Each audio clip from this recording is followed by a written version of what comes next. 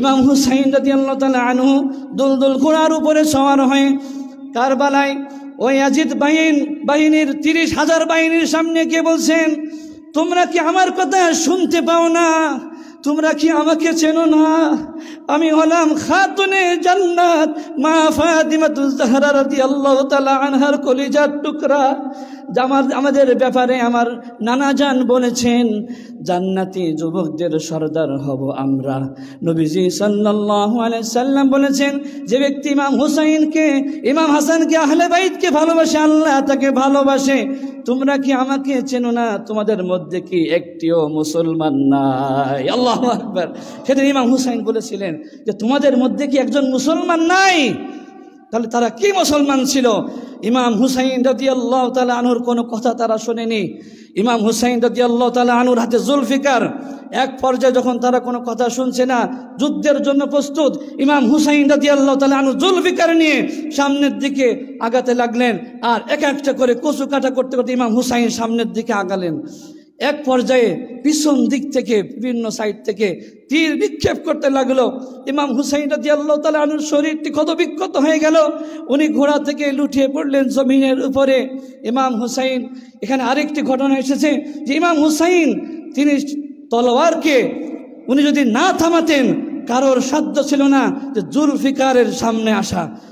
ইমাম হুসাইন রাদিয়াল্লাহু তাআলা আসরের আজান যখন শুনলেন, উনি সাথে সাথে তলোয়ারটিকে থামিয়ে দিলেন। আর এর সুযোগ নিয়ে ওই ইয়াজিদি বাহিনী, তারা নামধারী মুসলমান, এরা ইমাম হুসাইন রাদিয়াল্লাহু তাআলা আনহুকে তীর নিক্ষেপ করে জমিনের উপরে উনি পড়ে গেলেন।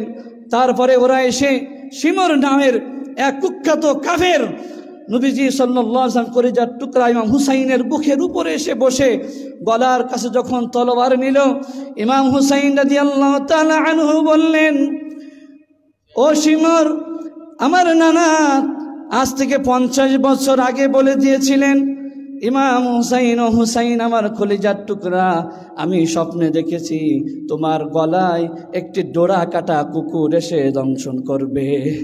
আজকে আমি বুঝেছি আমার নানার সেই স্বপ্ন হলো তুমি সেই ডোরা কাটা কুকুর। তুমি আস্তে ছুরি চালাও, এই গলায় রাহমাতুল লিল আলামিন তিনি চুমু খেয়েছেন। আল্লাহু আকবার। ইমাম হুসাইন রাদিয়াল্লাহু তাআলা আনহুকে তারা শহীদ করে দিল। এই যে আমাদের এই কারবালা আমাদের কি শিক্ষা দেয়, আশুরা আমাদেরকে কি শিক্ষা দেয়?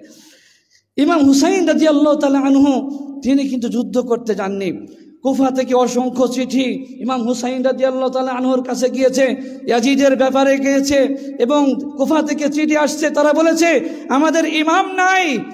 বর্তমান যুগে আপনার থেকে উপযুক্ত, আহলে বাইতের থেকে উপযুক্ত আর কোনো ইমাম নাই। আপনি কুফায় আসেন, আমরা আপনার কাছে বায়াত নিব। নিশ্চয়ই আপনি আসলে আল্লাহ পাক রব্বুল আলামিন আমাদেরকে ইনশাআল্লাহ একটা সুন্দর পথ আমাদেরকে দিবেন। আপনি চলে আসেন কুফায়। এই মানুষের কথা রাখতে ইসলামকে একজন খারাপ লোক, একটা মুরতাদ, একটা নামধারী মুসলমান ইয়াজিদ যে মদ্যপান করত, সে একজন ফুসুক তার ভিতরে ছিল, ফাসিক ছিল, এই ব্যক্তির কাছে ইসলাম দেওয়া মানে, তাকে সমর্থন দেওয়া মানে এই সমস্ত অপকর্মকে সমর্থন দেওয়া, আর নানার এই দিনটাকে ধ্বংস হতে দিবে না। এই জন্য ইমাম হুসাইন রাদিয়াল্লাহু তাআলা আনহু তিনি কোনো আপোষ না করে তিনি সেদিন চলে গেলেন কারবালায়।